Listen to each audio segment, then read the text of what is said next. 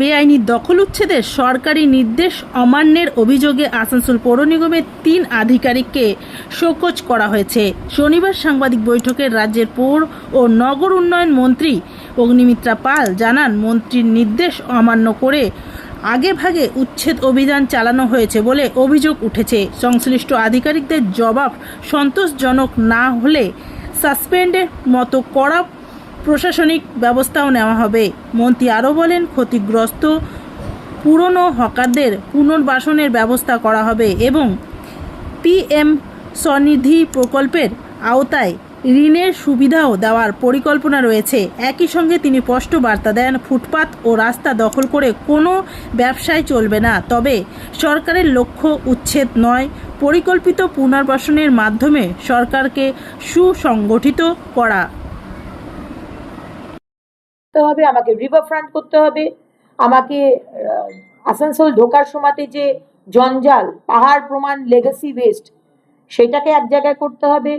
ফল সবজির মার্কেটটাকে কালীপাহাড়ি মার্কেটে, ওইখানে কালীপাহাড়ি ওই গোডাউনে ট্রান্সফার করতে হবে। সবকিছু নিয়ে একটা ইন্টিগ্রেটেড প্ল্যানিং আমাকে দিতে পারবে। আজকে হকার ইউনিয়ন থেকে এসেছিলেন 7-8 জন মতো, তাদের সাথে আমরা বসেছিলাম।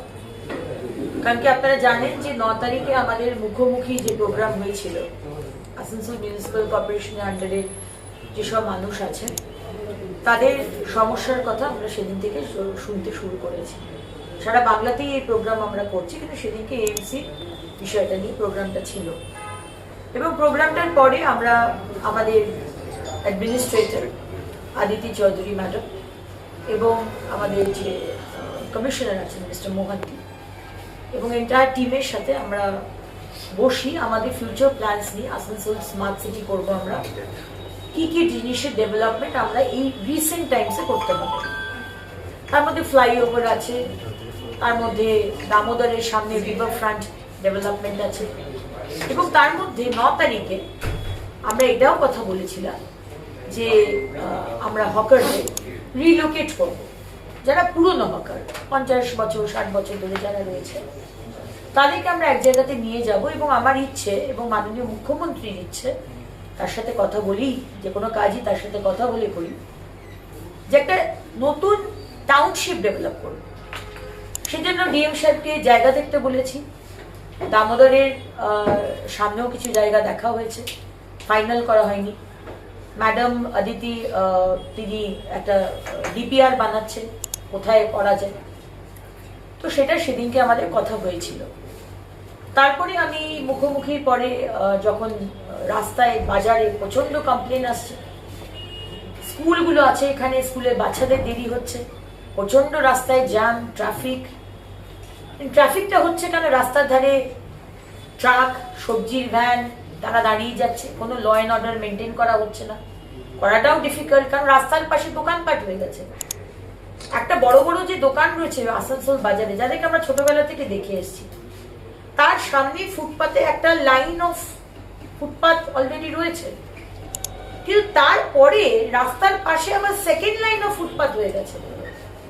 এবং আমি কি অবাক, ট্রান্সফর্মার, বাজারের ট্রান্সফর্মার, তার পাশে চা বানানো হচ্ছে গ্যাস সিলিন্ডার দিয়ে, প্রতিটা দোকানের উপরে তিরপল খাটানো। সরকার কাদের জন্য? সরকার তো মানুষের জন্য। সরকার তো মানুষ যাতে ভালোভাবে বাঁচতে পারে তার জন্য। এবং সেখানে আমি বলেছিলাম যে 15 দিনের নোটিশ, যেটা মিটিং এ ঠিক হয়েছিল 9 তারিখে মুখোমুখির পরে, যে এই যে রাস্তার পাশে যে দোকানগুলো রয়েছে তাদেরকে নোটিশ দিন, 15 দিনের নোটিশ দিন। তারা যদি উঠে যায় ভালো, তারপরে নয়তো আমরা ডিসিশন নেব। বাজারের ভিতরে যে মেন যে ফুটপাথ, তাকে এখন হাত দেবেন না, কারণ মাননীয় মুখ্যমন্ত্রী বলেছেন যে ফুটপাথ এখন পুজো অবধি আমরা হাত দেবো না। তো পুজো অবধিও নয়, আমি বলেছি আমাদের এখানে ছট পুজো খুব বড় করে হয়, 10 নভেম্বর অবধি সময় দেওয়া হোক, এবং সেই মতো নোটিফিকেশনও বেরোয় যে 15 দিন নোটিশ দেওয়া হচ্ছে যারা রাস্তার পাশে রয়েছে। কিন্তু কিছু ব্যক্তির, আমি জানি না কি করে এই মিসআন্ডারস্ট্যান্ডিংটা হলো, তিনজন ব্যক্তির, আমি বলবো না ইচ্ছে করে করেছে, সেটা আমার মনে হয় সেটা ঠিক হবে না। হয়তো কোনো ভুল বোঝাবুঝি হয়েছে, কিন্তু না কমিশনার জানেন, না অ্যাডমিনিস্ট্রেটর জানেন, না আমি জানি। হঠাৎ করে এই দোকানগুলো ভাঙচুর করা হলো। আমরা শোকজ করেছি এই তিনজনকে, এবং যদি দেখি যে তারা আনসার দিতে পারছেন না, আনসারটা যুক্তিযুক্ত নয়, তাহলে সাসপেন্ডও করা হবে।